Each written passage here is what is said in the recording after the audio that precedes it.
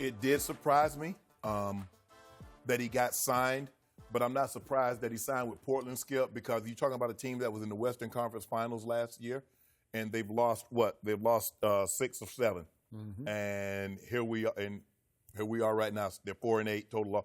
Skip, and what happened is they lose Mo Harkless. He goes to the Clippers. Alfred Camino's gone. Zach Collins is out for a couple of months. Yep. Nurkic has yet to return. Pau Gasol. So they need somebody to give them some offense. Because you ain't getting no defense from Melo now. So let's not confuse the two. In year 17, he's never was a defensive guy. So he's not about to start playing defense now. The question is Melo going to be able to accept this role? Because what happens when Dame and CJ goes to the bench, they were lacking scoring. So Melo, I believe, can still score. What is his role going to be? Is he going to be coming off the bench? Is he going to be a starter?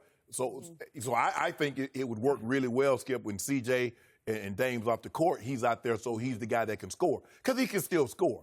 But, Skip, the days of dump Melo the ball and he takes 15, 18 seconds to decide what to do with it, Skip, those days are long gone. He's not going to be the Nuggets guy. He's not going to be the first couple of years, at the Knicks. That's not what he is now, Skip. But everybody vouches for him. You see LeBron and D. Wade and KD, everybody vouches for Melo. Love him. He's going to get an opportunity, Skip. He's going to get an opportunity to show just how good he is. Where the teams that bypassed him all of last year and let him go, a month into the season this year, were they right or were Carmelo right? Because we're about to find out.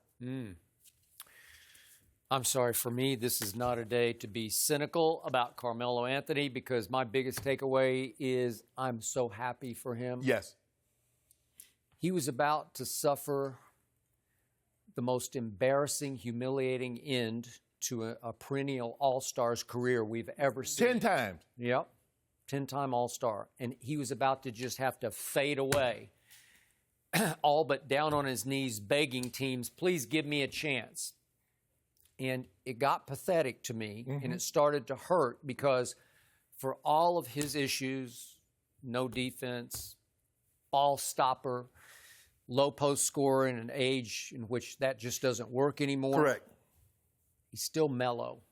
There's still some magic to him that I can't explain. He did put Syracuse on his back as a freshman, carry him to a championship, NCAA championship. Made the playoffs every year in Denver, in the West. In the West. And took the game off Kobe now. He did, yep. Go back to 12-13 with the Knicks. They were kind of the surprise team of the whole league, and he led the league in scoring. And that was kind of the last we ever saw of that guy. Yep. But that guy, on any given night, could be special. Oh, yeah. And that guy was the guy Kobe Bryant said was the hardest to guard for Kobe because he was just a bull down low. And Kobe said, I just couldn't deal with his power, with his strength, and with his skill. So I'm happy he's getting a chance. I don't really care how he does. I'm just happy he's going to get a last hurrah in this league because he deserved one. He earned a last hurrah somewhere. And it is a good fit right now for him. I don't know if it's going to continue long to be a good fit. Right. And he's got a non-guaranteed deal, so this is just almost like... We'll see how it works. 10 days, a 10-day contract. It's like almost like a daily basis, you know? But, it's like the guys at the G League, Skip. Yeah. Okay, except he's not going back to any... yeah, he's going home. If this doesn't work out, he's going home. So they're now, Portland is 27th in the league in scoring, and they're last in the whole league in field goal percentage. So they just can't make shots. Right. And Damian is in awe of Melo. I think he kind of grew up in awe of Melo, and he has been the one who's campaigned the hardest publicly. We want Melo. And he has said numerous times, I tried to get him before he went to Oklahoma City, and I tried to get him to Portland before he went to Houston. Right. And he finally got him.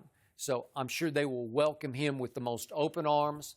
And there is a big glaring hole in the lineup, in the rotation right now without Zach Collins and all the players you mentioned. Right.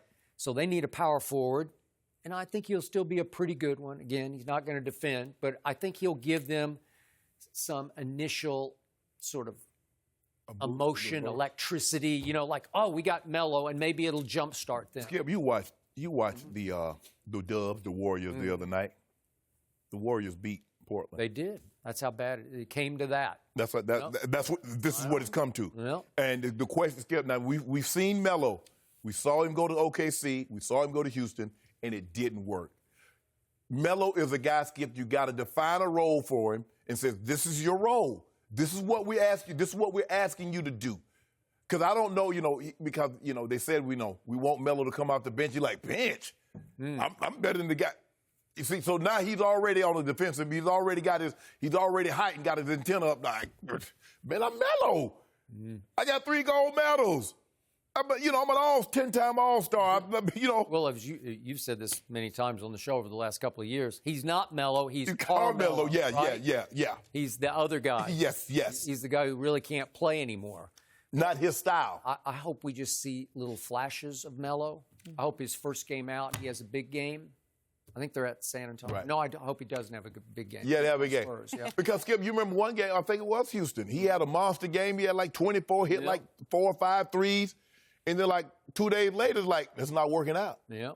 You're like, huh? Gone. No, I agree.